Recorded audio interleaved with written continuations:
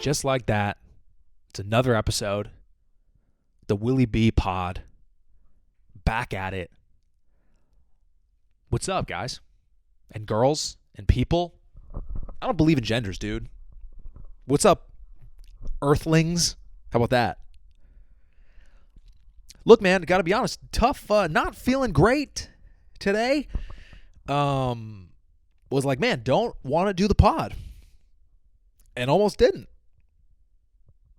But here I am doing it. Showing up for you guys. Because I don't want to be inconsistent, man. I want to keep it going. Even if it's not that hot of an episode. I still want to keep it going. I think I have stuff in my teeth. I definitely do. Had some cottage cheese before this. Talk about a food that I was so against for my whole life until now.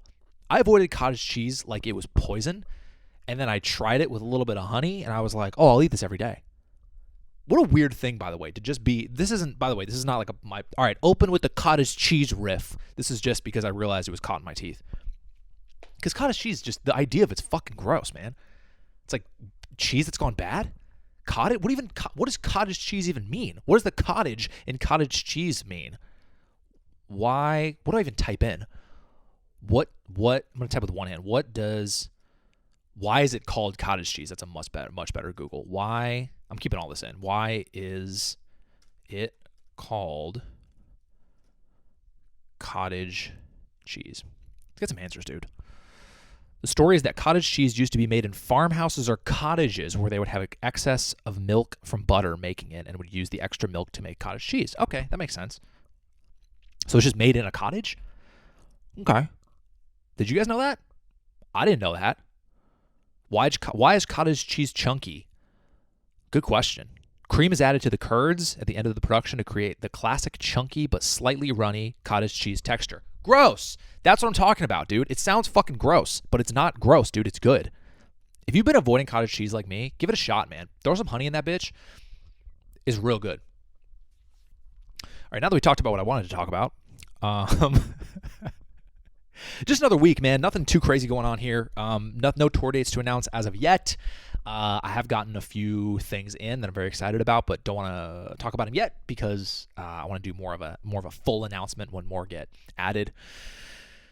And yeah, man, I don't know. It's been a pretty regular week. I'm just off the road, hanging, working on stuff. I posted a clip that I really liked last week. The one with the hooked on phonics clip where with like the teacher that was sad. You just go on my Instagram if you didn't see it, but the reason I bring it up is because I loved that clip and it did well. That doesn't happen a lot, by the way. When I have a clip and I'm like, oh, this one's a banger, and then it goes up. Those ones are like rarely the ones that do as well as you think. A lot of my clips are the ones where I'm like, that one's going off. Okay. Like, dude, the most viral clip I've ever had was one that I almost didn't even post on my TikTok. This one about a paper salesman. Dude, it got like 5 million views, and I almost didn't even. I was like, is this even worth posting? Is this even that funny? 5 million views. Crazy. Had no idea. That's why I've stopped judging the content I put out. I'm like, this is good enough that I edited it. Edited it. Drop it. You never know what's going to happen. So it's cool to have a clip that I really thought was funny and that it did really well. So that's a good feeling. Another good feeling is that I've been writing a lot of jokes, man. I've been really disciplined in writing, and when new jokes work, that's such an easy way to measure progress. Because when your new stuff starts to cook better than your older jokes, you're like, oh, I'm getting better. And I'm still thinking about the cottage cheese in my teeth. Still really could be there the whole time and I'll never know. And you guys are going to comment and be like, oh, wait, yep, you forgot some. The curds are still in your teeth. Like I'm in a goddamn cottage. I did shows this week in my home clubs, Flappers and Comedy Magic. Shout out to both those places. Give me a lot of good stage time to work some stuff out. Dude, it's funny, man. I'm doing Flappers tonight also on Tuesday, the day I'm recording this, which is yesterday when you're watching this. Too much information. Dude, the crowd when I went to Flappers last week was so good that it like new stuff crushed. like too much to where it made me overly confident. It was such a weird thing. Like what I'm trying to say is basically I did like let's take one new there's one new thing I did. I did a bunch of new stuff. I did one new thing at Flappers, and it for the first time ever, and it did great. And then I went 2 days later at the Comedy Magic Club, and I did it, and it like bombed. And the crowd was good. Wasn't their fault. Not that funny of a joke, I guess. But dude, it's funny. The crowd was so good that you're like, I'm the fucking man. I got it. This shit's cooking. And then you go up and you're like, oh, no, that crowd was just on some shit. Maybe they were all on Molly. I don't know. But it's really funny to be so confident about something and be like, right? And they're like, not yet. You're like, oh, okay. But what about the last people? They really liked it. They're like, we're different. We're normal. They're on Molly licking tables. Of course they're going to love the joke. It's just a weird game, man. That's why you have to basically do this new stuff like over and over and over and over again to really try to get it to work. On good shows, bad shows, okay shows, bar shows, sold out shows, my shows, someone else's shows, to really try to figure this shit out. And you forget how hard stand-up is sometimes. Just writing a new joke that works is it's just hard. Like writing comedy is such a difficult thing. I remember I went to film school, and the first class I took was screenwriting. And everybody's final script, for the finals, you had to like, essentially write like a short film or something like that. I don't really remember. I think that was it. And I'd say 95% of the class's scripts had violence in them, including mine. Because drama and violence and action is like the easiest thing to write. Writing comedy is so hard. Sitting down to write a comedy script, hey, for a guy who writes jokes all day, I mean, writing a comedy script is so hard. I think it has to be collaborative. I think you have to do it in a writer's room. Doing it alone is tough, man. Whenever I see a really, really well-written comedy script, it's just like blows me away because I know how hard it is. But like anything, the greats make it look easy. Especially with stand-up, dude. People watch you. That's why so many people do stand-up, at least at an open mic level, because they go watch their favorite comedian and they're like, wow, this is so easy. They're watching Bill Burr and they're like, this guy's just talking shit. I could do this. And then they get on stage and they're like, do you guys date? It's hard. How much time do I have? Okay. Have some water? That's what it's really like. And same with writing scripts. You watch a funny script and you're like, I could write that. I could write some jokes about some characters. It's hard. Point being, the screenwriting class, there was like one dude who wrote a comedy script, and it was really funny, and I was so impressed. Looking at my script about a goddamn bank robbery gone wrong. I'm like, shit, this is too easy to write. I always default to bank. Whenever I was early on in my life when I was trying to write scripts, it'd always be like some sort of a bank heist or a heist gone wrong or a robbery, just because it was so easy to write. Have you guys ever tried to write a script? Put it in the comments if you have. It's so hard. But dude, I'm gonna do something a little different right now. I'm gonna do some movie reviews. Because this is my podcast and I can do whatever the fuck I want. I sound like Bam Margera. Remember that show Viva La Bam? It was like the spinoff from Jackass. I remember watching that growing up, and he would say like, "What are you gonna the title sequence? Him skating around doing all his buddies, and they were like, "What are you gonna do today, Bam?" And he's like, "Whatever the fuck I want." And it was like, Viva La Bam." Poor guy seems to be struggling now. Anyways, I'm trying to do this thing where I want to watch all the movies that are going to be up for Best Picture this year. Big movie guy, always have been. Fell off. It's hard to watch movies nowadays.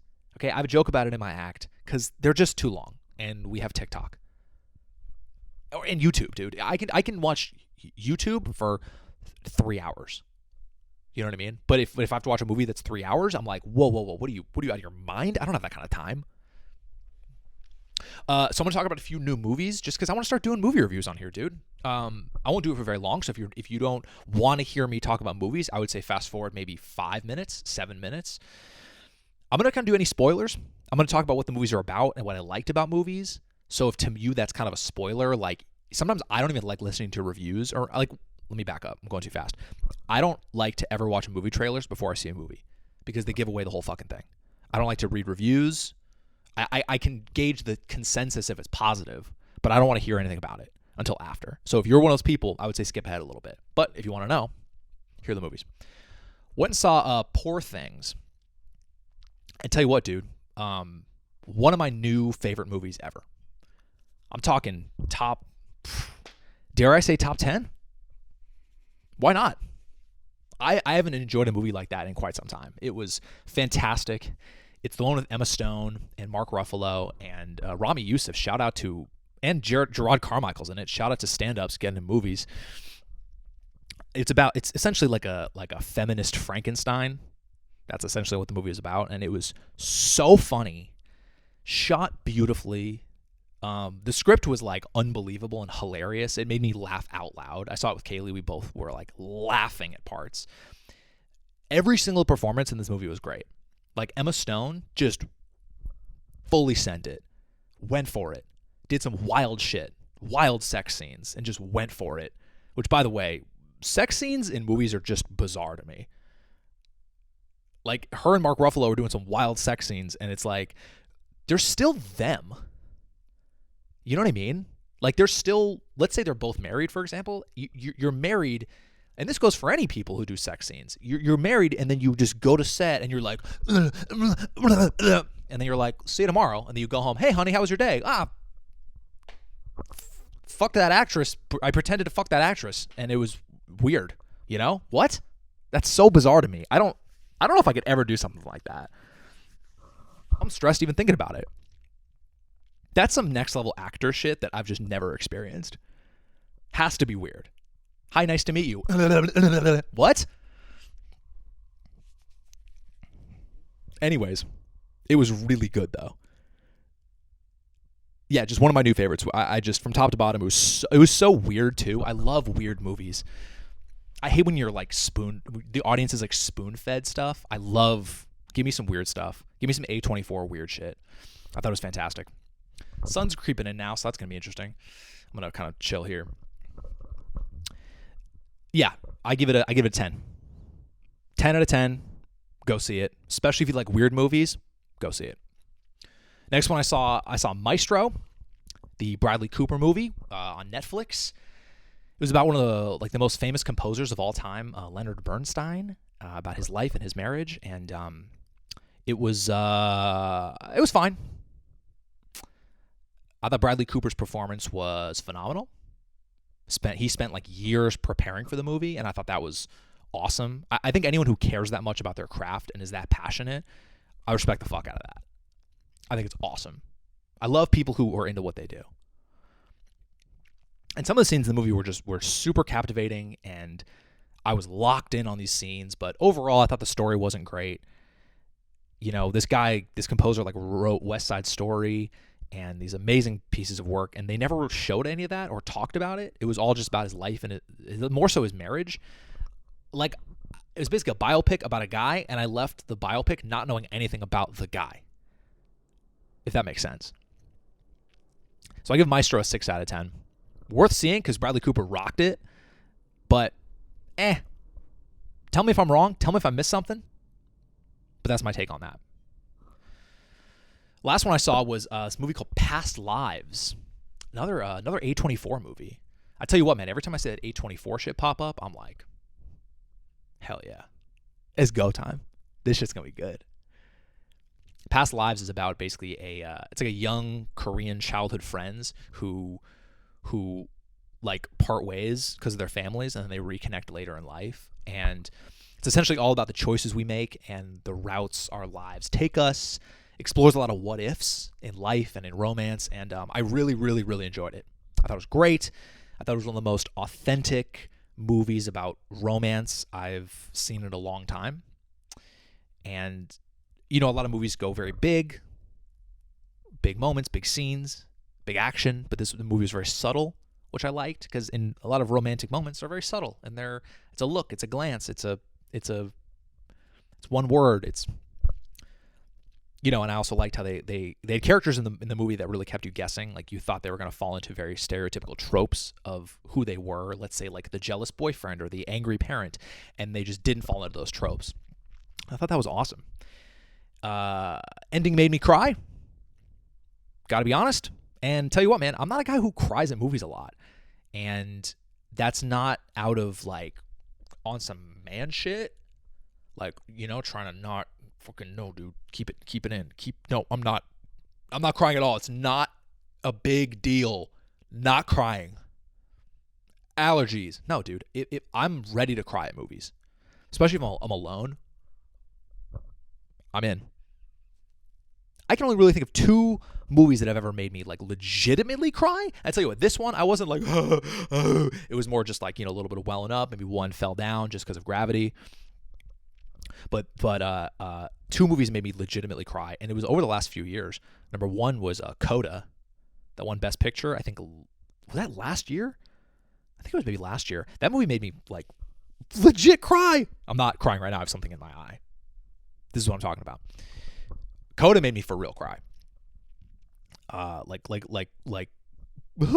that type of shit. It was so good. It just really got me.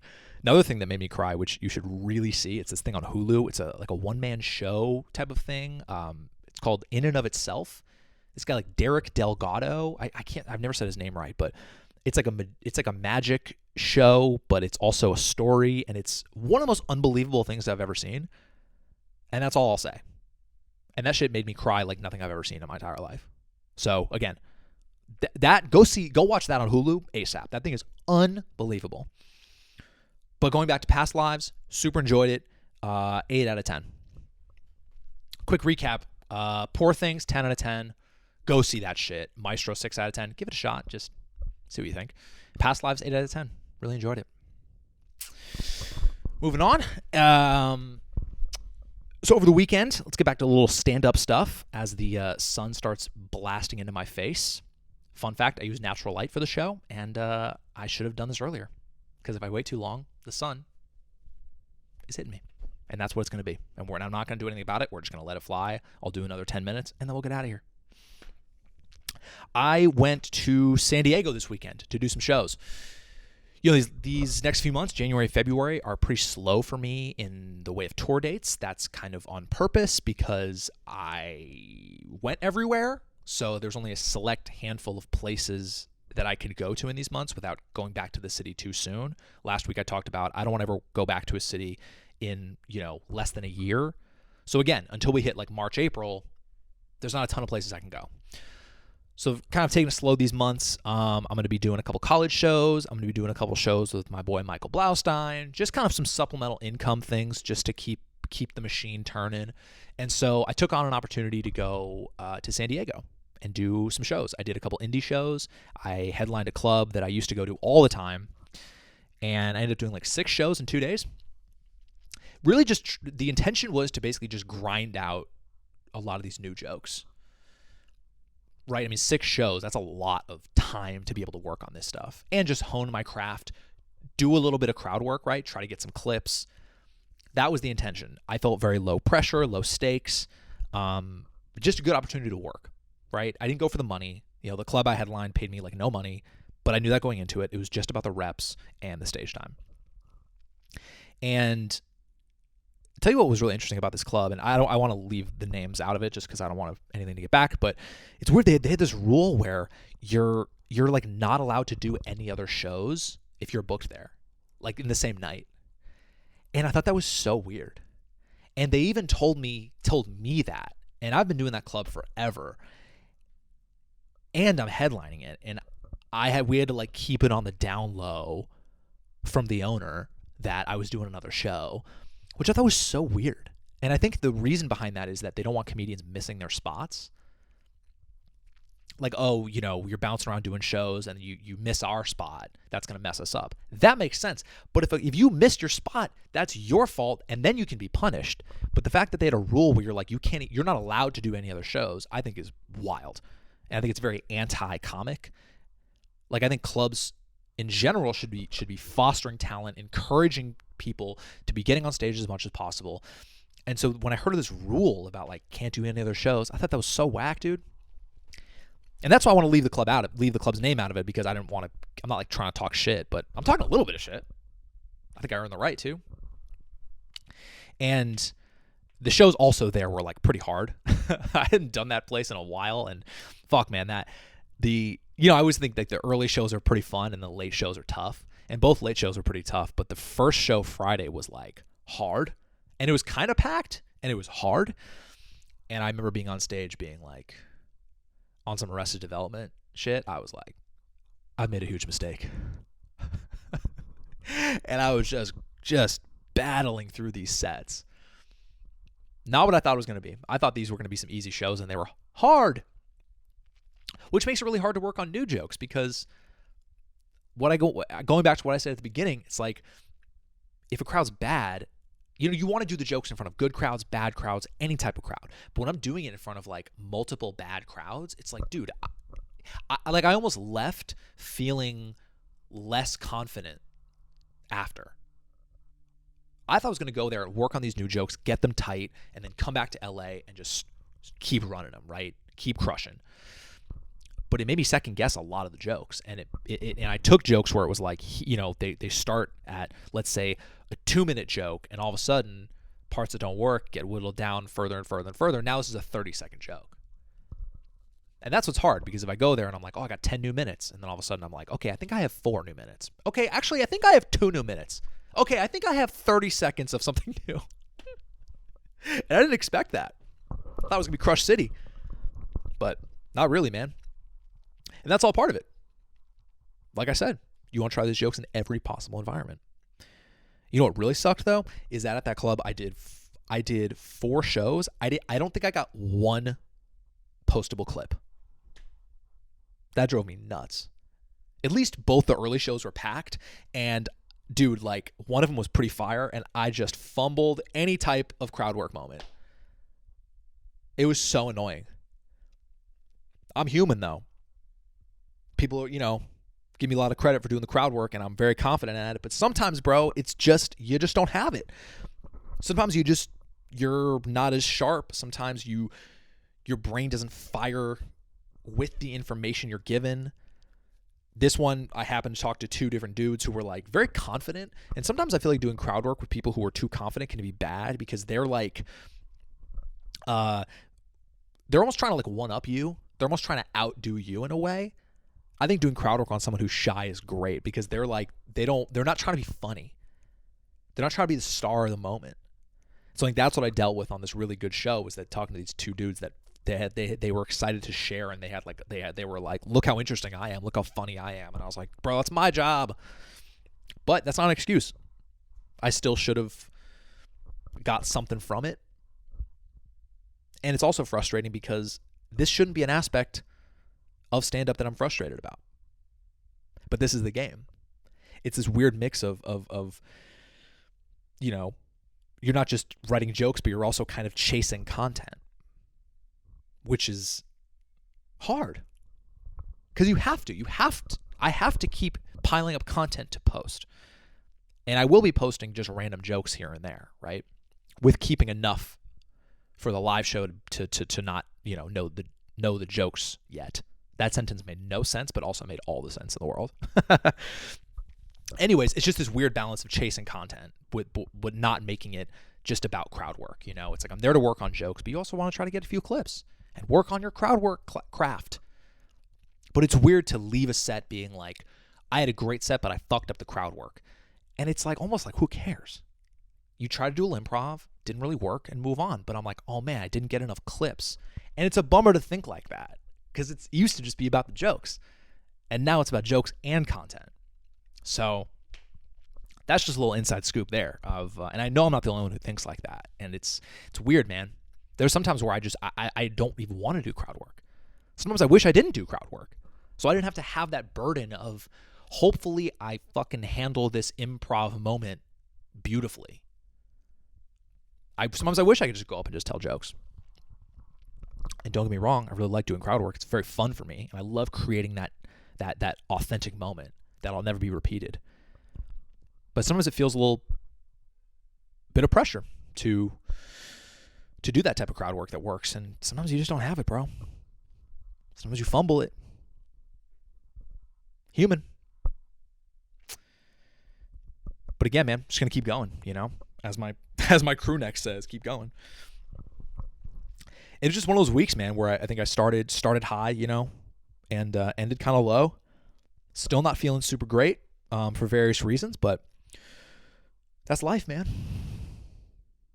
You can't have the highs without the lows. Ride the wave. It's all part of it. Hope I didn't have cottage cheese in my mouth the whole time.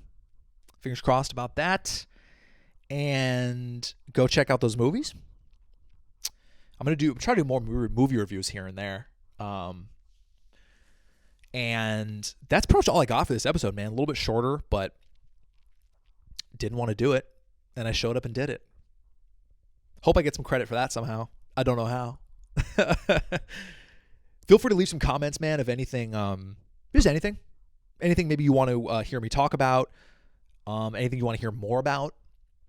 This is one of those episodes where I didn't have a ton, so I try to kind of do my best with bringing some content for you guys. Please subscribe if you haven't yet. You're supposed to, and the deal, but please do it if you can. And I will be back next week. Hopefully, I got some juicy stories to tell you about, but if not, we're just going to do the same type of check-in that we did this week, and that's going to be okay. And I'm going to do it earlier so the sun isn't blasting me in the face. Hope you have a good rest of the week. If you're watching this, I'm in Utah right now doing a college show. So I'll talk about that next week. Hopefully it goes well. Hopefully those Mormon kids laugh. We'll see. Anyways, I appreciate you guys. Thanks for watching. Thanks for listening. And going to keep it going, man. We'll see you next week.